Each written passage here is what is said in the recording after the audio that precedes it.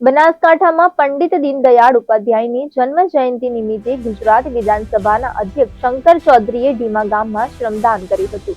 શ્રી ધરણીધર મંદિર ખાતે સ્વચ્છતા હી સેવા અભિયાન અંતર્ગત આયોજિત કાર્યક્રમમાં તેમણે ભાગ લીધો હતો અને ગ્રામજનો સાથે સંવાદ સાધ્યો હતો। આ પ્રસંગે વિધાનસભાના અધ્યક્ષ શંકરભાઈ ચૌધરીએ જણાવ્યું કે વડાપ્રધાન નરેન્દ્ર મોદીએ દેશને સ્વચ્છતાનો મંત્ર આપ્યો છે।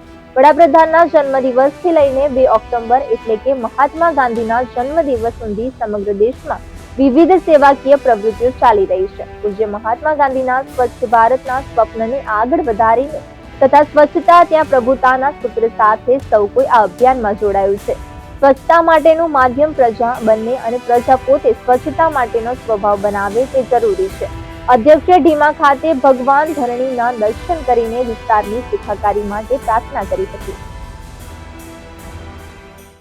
આપણા પ્રધાનમંત્રી મોદી સાહેબે સ્વચ્છતાનો મંત્ર આખા દેશને આપ્યો છે। તેમના જન્મદિન નિમિત્તે એક પખવાડિયું સેવાકીય કાર્યો માટે પૂરો દેશ ઉજવી રહ્યો છે। પૂજ્ય મહાત્મા ગાંધીના સપનું હતું પૂરો દેશ સ્વચ્છ થાય અને સ્વચ્છતા માટેનું માધ્યમ પ્રજા બને, પ્રજા પોતે સ્વચ્છતાનો સ્વભાવ બનાવે।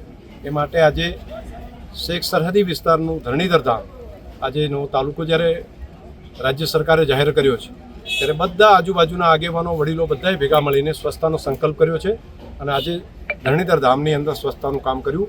હું સહયોગી જે બન્યા છે બધા મિત્રોને હૃદયથી ખૂબ ખૂબ અભિનંદન આપું।